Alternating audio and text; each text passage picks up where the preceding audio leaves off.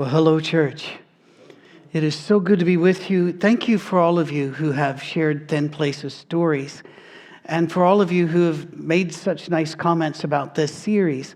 I must confess, I'm always a little bit surprised when I find out the things that interest me interest other people. And so that makes it exciting for me. And we're going to go to a place today which I've never talked about as a thin place, but which I think is very much a thin place in two instances. More about that in just a bit. Thank you for checking in. I noticed early on, East Tennessee, Wyoming, oh my, a whole bunch just popped in. Africa, we've got Ohio, let's see, 2 from Washington State already, different cities. We have one, Kevin just says, traveling today, so he's just out there somewhere. We have Louisiana, Colorado, Indiana, Arizona, another Washington State, Texas, another Arizona. It just keeps going. Thank you. We are literally all over the map. West Virginia, excellent. Mississippi, seeing if Florida's there, several times Florida is there. More Wyoming folk are there. I'd love to go see the folk in Wyoming, except you insist upon living 300 miles from each other.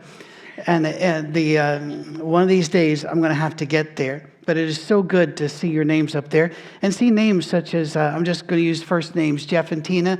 We miss you. You were part of our small group back up in Michigan, and we see that you're down in Florida right now. So excellent.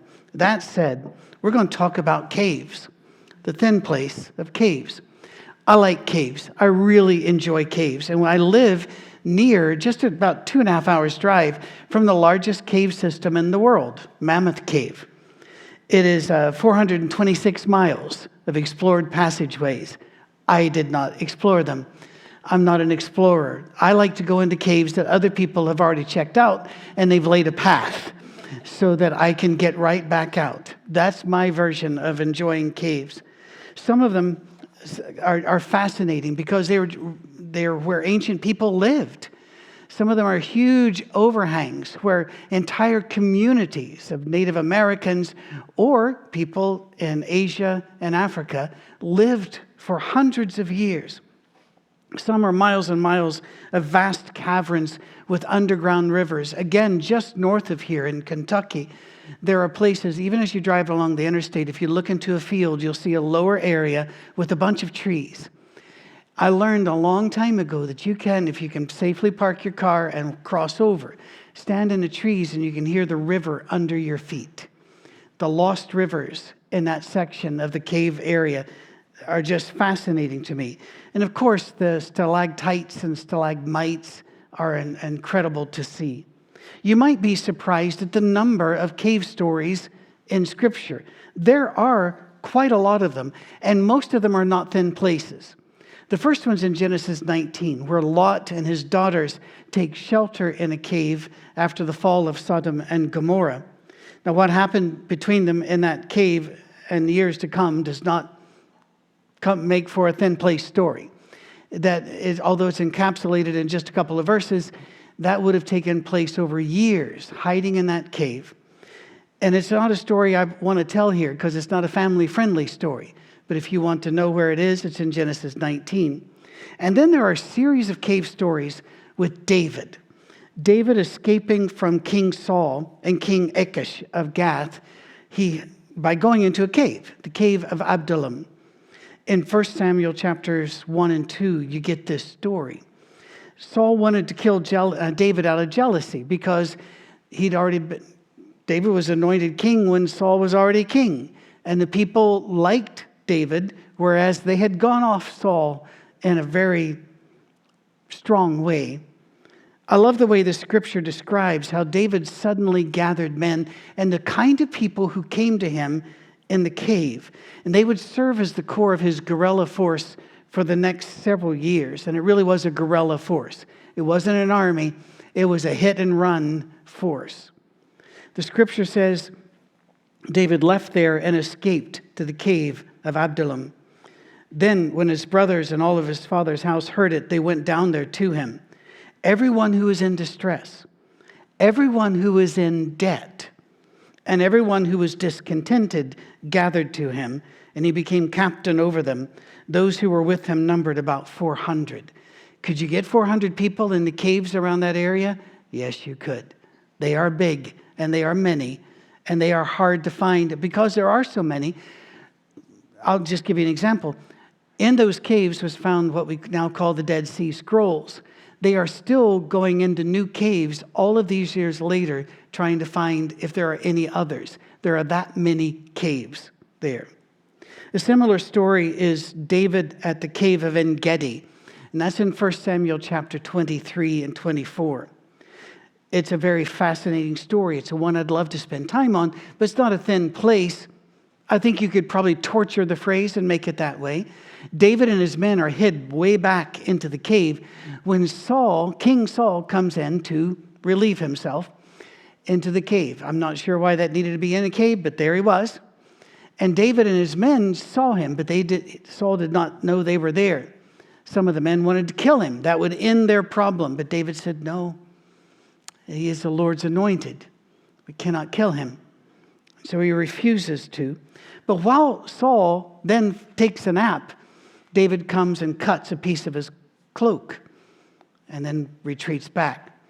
Later, David would shout across the chasm at Saul. And if you don't understand how they could shout and not be in danger, they did not have longbows and very, very, very few archers of the time.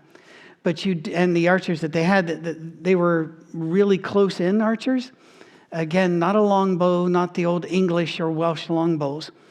No crossbows. They had slings, and they could throw things. But you could stand 150 feet from another person and be safe because it's a deep chasm between you, and you're both in caves. And David would shout across the chasm and show Saul the piece of cloth to let him know he could have killed him and did not. It's a great story.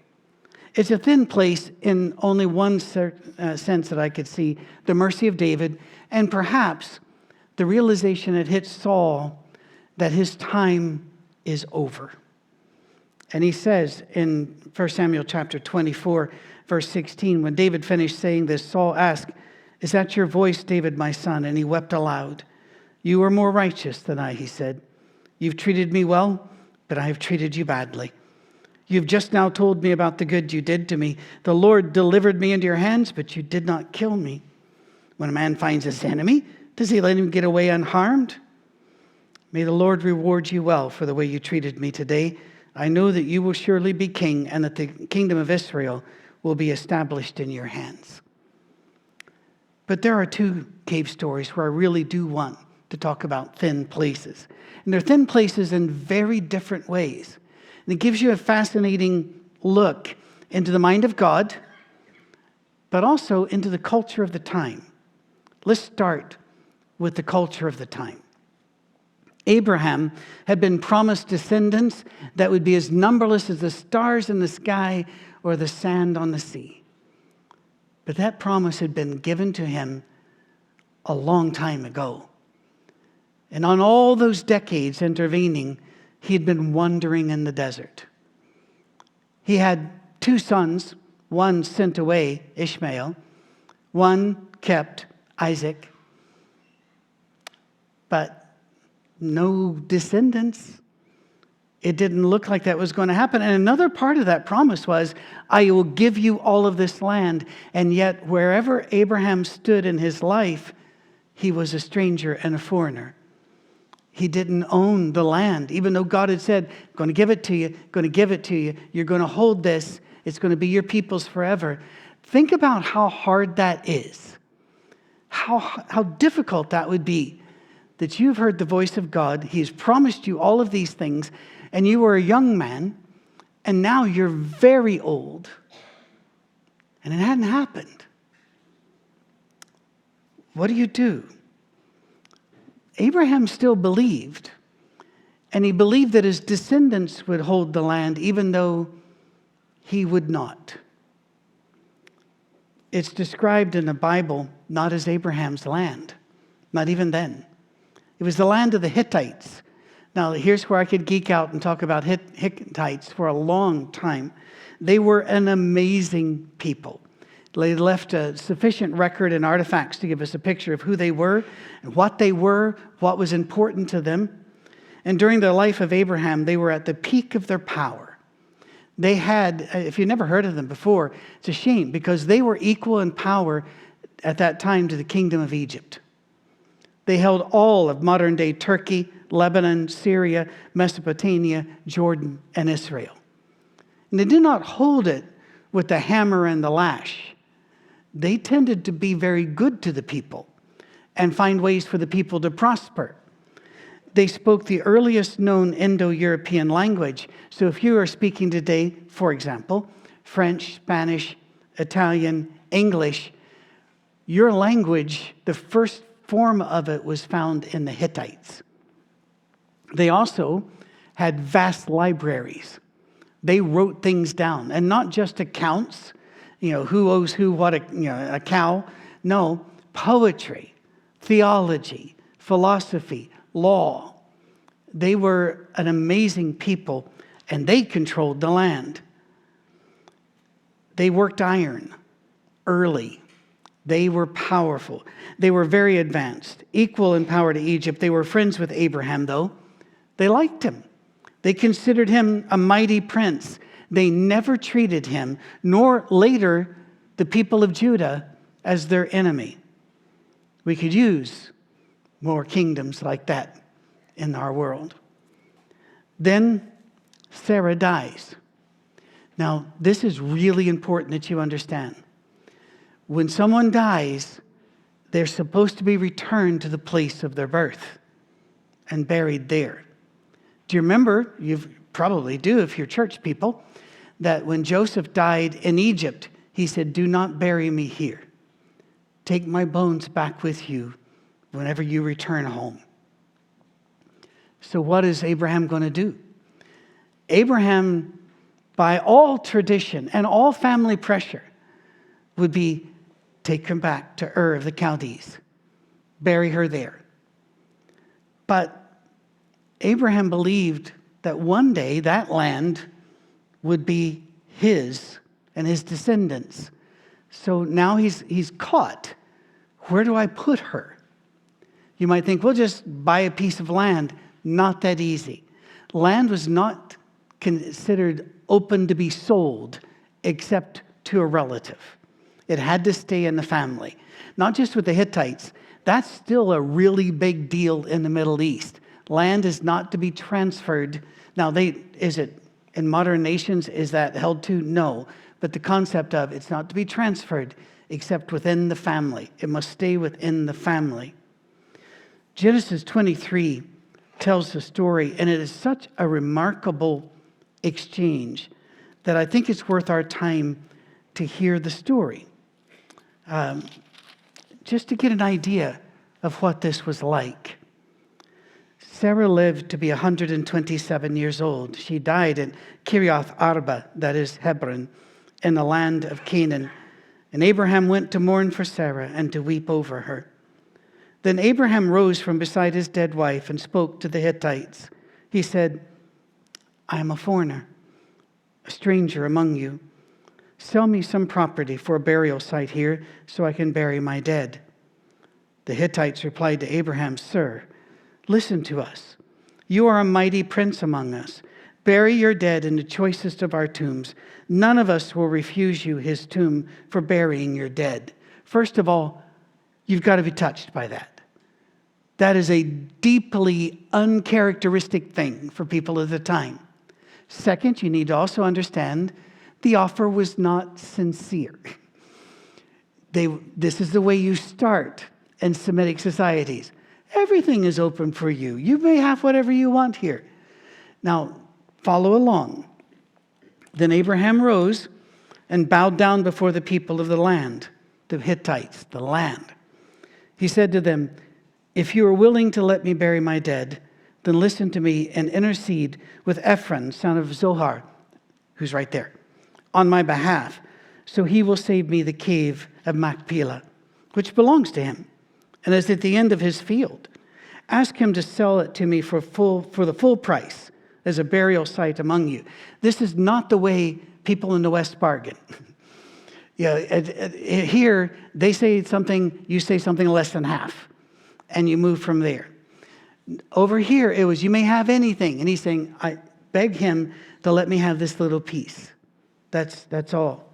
Ephron the Hittite was sitting among his people, and he replied to Abraham in the hearing of all the Hittites who had come to the gate of his city, "No, my lord, listen to me.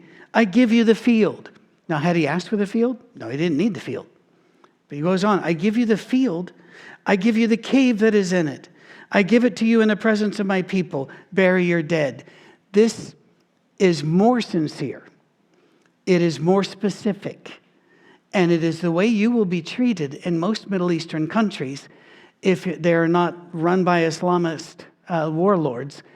People, if you buy food on the street, they find out you're a visitor there. No. And they will insist. And it becomes quite the argument if you try to go further. No. This is what Ephron is doing. And he goes further. "I give it to you in the presence of my people." That's a contract. Community sees it. Bury your dead.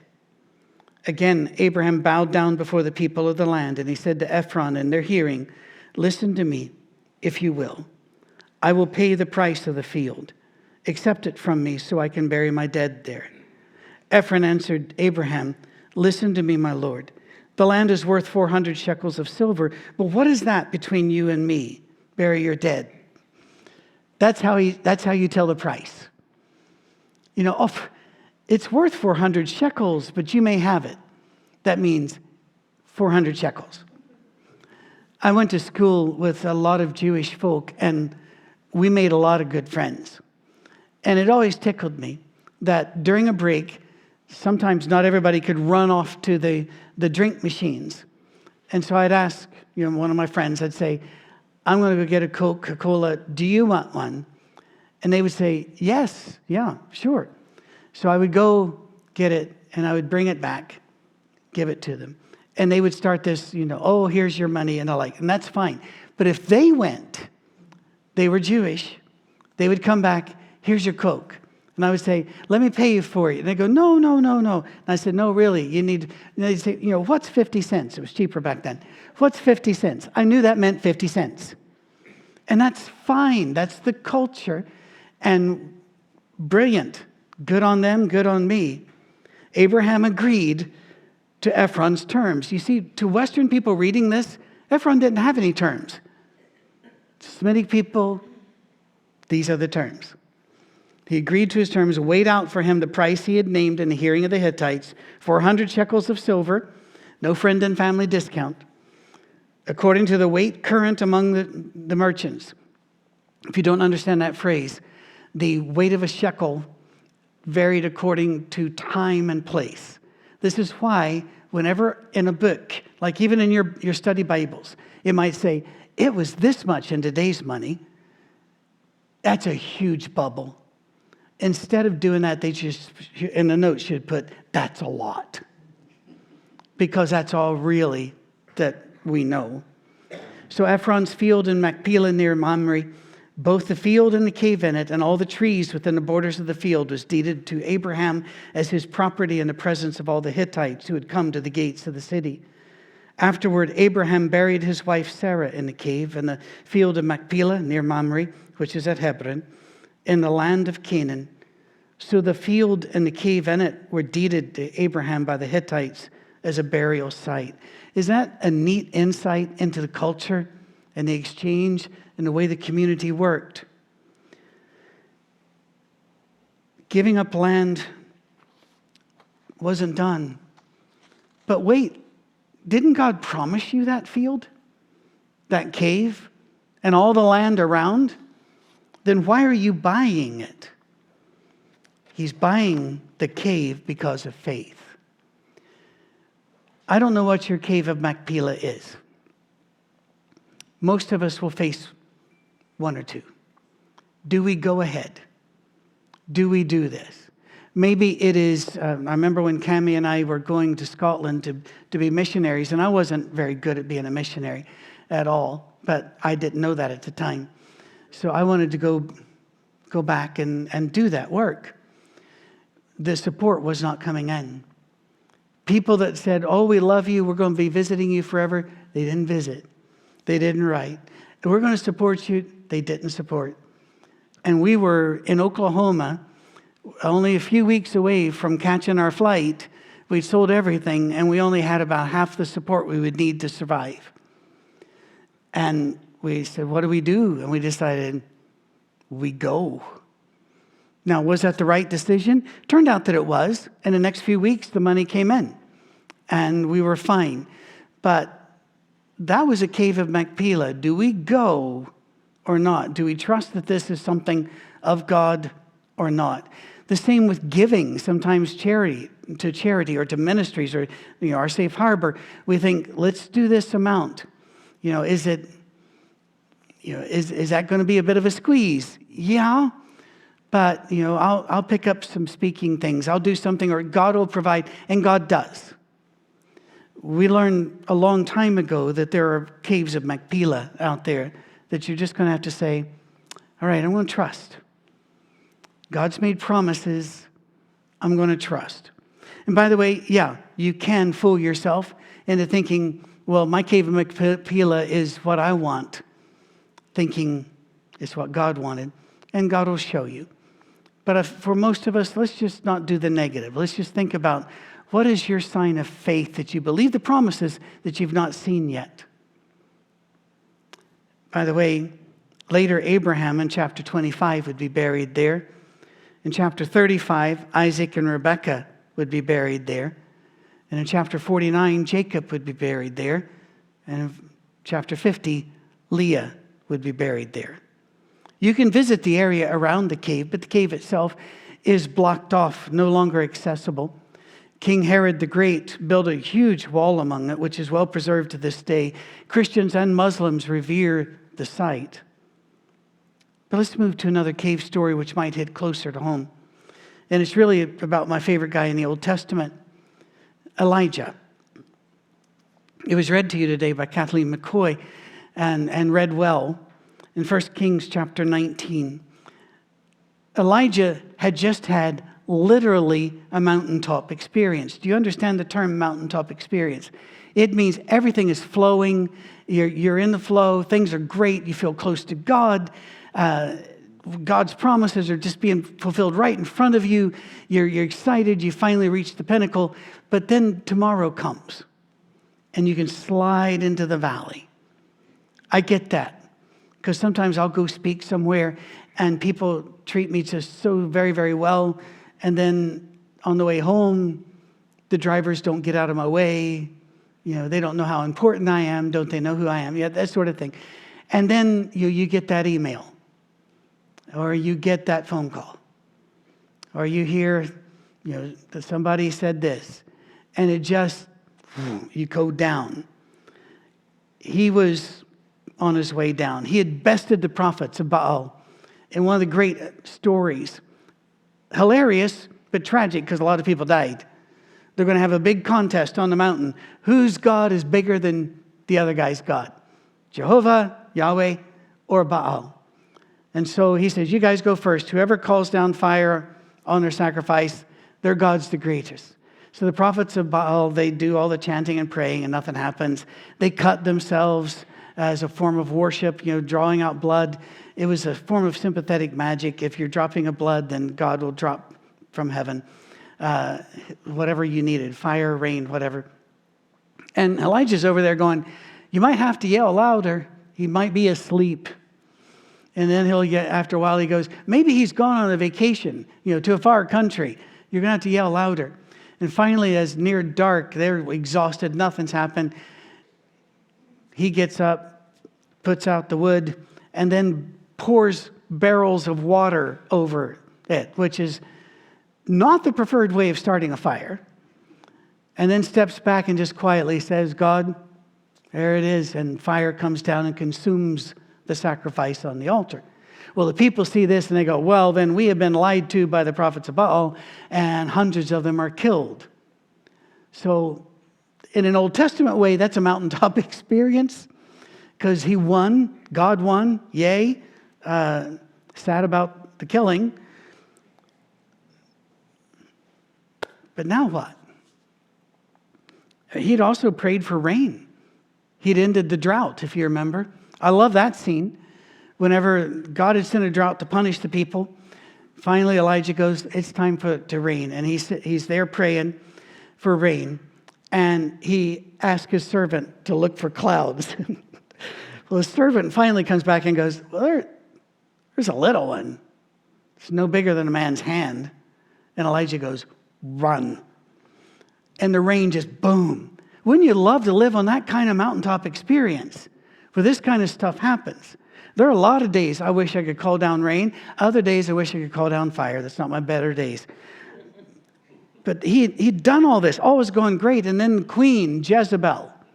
There's a reason we don't name our kids Jezebel. Queen Jezebel was so angry that he had humiliated her god, Baal. I find that fascinating. Instead of going, well, I was wrong. The evidence is plainly in. Baal is nowhere near as powerful as Yahweh.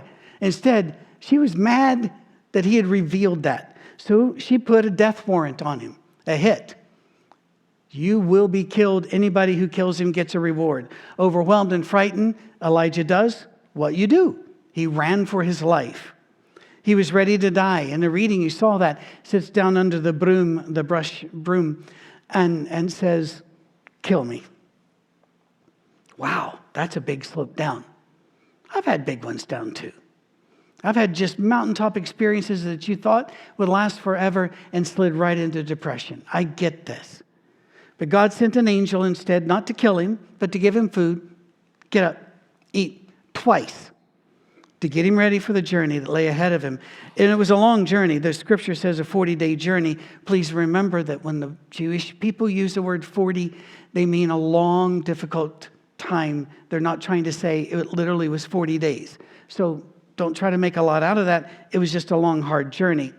He comes to Horeb. Horeb is also known as Mount Sinai, which is not one single mountain, but a mountain range. Anybody who tells you that this guy found where Moses climbed to Mount Sinai is making it up. It's a whole range. And Moses didn't draw, I was here on it. God does not want us to think of sacred places as such. So anyway, he enters a cave. See, a cave. That's where God found him and said, what are you doing here? Now, can we just think about the question for a moment? I've given you the story. Does everybody in the room and in your house churches, or if you're listening in the car or the like, do you know why he's there? I think we all know why he's there. The queen's going to try to kill him, has sent everybody out. Whoever kills him first gets the reward. I'm hiding in the cave. That's what I'm doing. But let's pick up the story where Kathleen had to leave off. In 1 Kings chapter 19, we'll take the last part of that verse. What are you doing here, Elijah? He replied, I have been very zealous for the Lord. I like this, first of all. He doesn't just say, I'm hiding. He decides to lay the groundwork, almost like somebody on cable news being asked a direct question that refuses to answer it, which is about 99% of them. He replied, I've been very zealous for the Lord God Almighty. The Israelites have rejected your covenant, torn down your altars, put your prophets to death with the sword. I'm the only one left, and now they're trying to kill me too. The Lord said, go out and stand on the mountain in the presence of the Lord, for the Lord is about to pass by. A phrase that would be used for like a royal parade or a military parade is the pass by of a king. So I'm going to show you my power. You would expect pomp here. You would expect a lot of majesty, cherubim, the fire, the cloud, all of it. Then a great and powerful wind tore the mountains apart, shattered the rocks before the Lord. But the Lord was not in the wind. After the wind, there was an earthquake. But the Lord was not in the earthquake. After the earthquake came a fire. But the Lord was not in the fire. And after the fire came a gentle whisper, or as some versions, a still small voice. When Elijah heard it, he pulled his cloak over his face and went out and stood at the mouth of the cave. Then a voice said to him, "What are you doing here, Elijah?" Same question. I get chills. He tries the same answer. "I've been very zealous for the Lord God Almighty." You might think they just copied and pasted this part.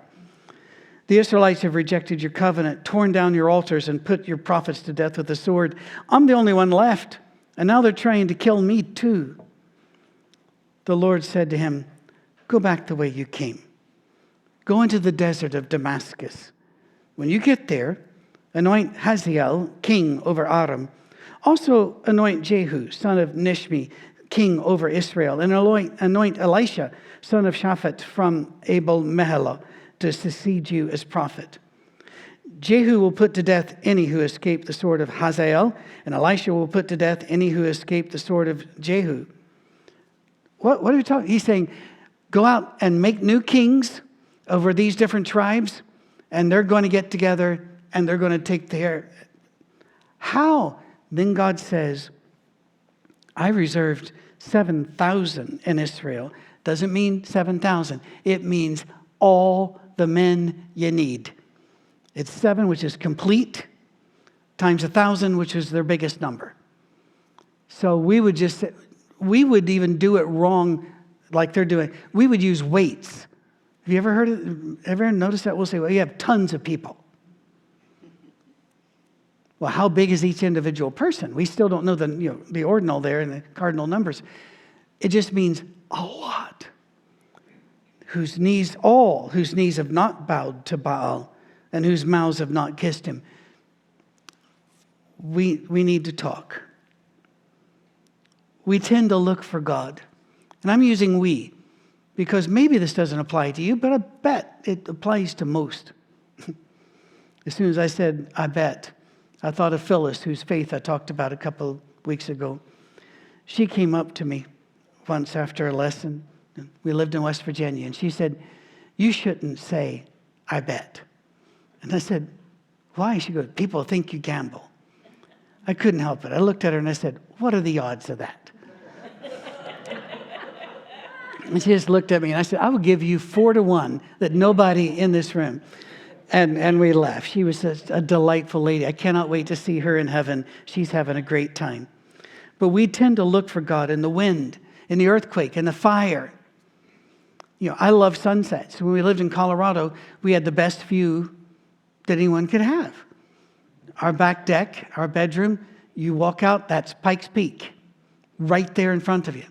And because of the wind upsweeping on the mountains, throwing dust in the air, every night was a light show.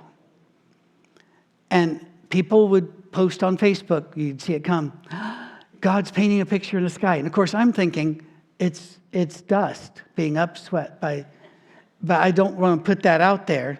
And so I'll go, yeah, that's God painting. Just let it go. That's where we look for God. We don't think to look for God in the Johnson grass. We don't think to look for God in the spider that we're trying to get out of the house, which is fine to get it out of the house. Burn it, kill it with fire, whatever you need to do. Got it. We look for him in something spectacular, a sudden rushing healing or success. That's what we look for him in. But God often appears in a thin place, a small place.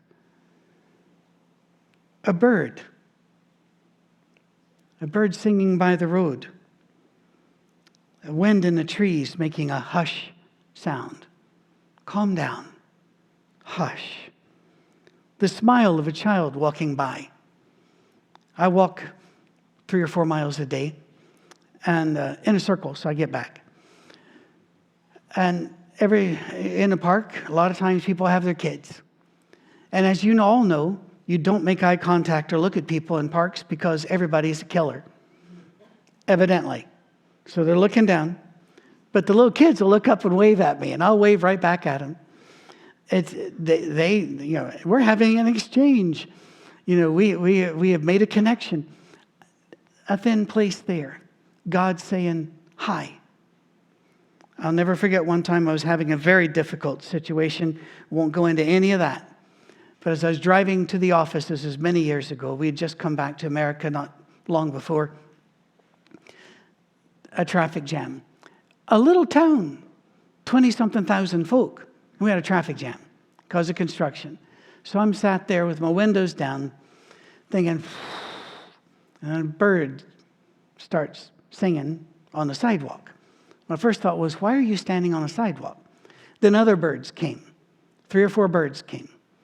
And they're all just singing on the sidewalk. And I'm looking over there going, then they start dancing and hopping around. And finally it dawns on me, good one, God. You're trying to get me to refocus and see you're here. I wanted earthquake. I wanted fire. I wanted a spectacular sunset and a new healing. God sent a little note to our P.O. box for our safe harbor. He sent instead a little message from a friend. Just maybe even suddenly the meal that you're eating, you start noticing this really tastes good. And then what does God do? He says, get back out there. Get on the road. There are thousands of you that I'm working with, and you are not alone. Get back to work. And I'm reminded of Deuteronomy 6, and I've gone long here. Apologize for that. I know some of you have things to do. I don't. I only work on Sundays. So Deuteronomy 6 is really the way I think we should raise our children and the way we should guide our life. Just verses 6 through 9. These commandments that I give you today are to be on your hearts. Impress them on your children. Talk about them when you sit at home, when you walk along the road, when you lie down, when you get up. Tie them as symbols on your hands. Bind them on your foreheads. Write them in the door frames of your houses and on your gates. Hear, O Israel, the Lord your God is one God. Shema Yisrael, Adonai Chenu, Adonai Echad. You will love the Lord your God with all your heart, with all your soul, with all your might. Keep these words that I am commanding to you to heart. Recite them to your children. Talk about them when you're on the road, when you're at home, when you lie down, when you rise. Caves can be a place of refuge, and all of us need refuge from time to time. If you need to crawl in a cave and whimper some, crawl in there. God's there. After a while, he's going to say, what are you doing here?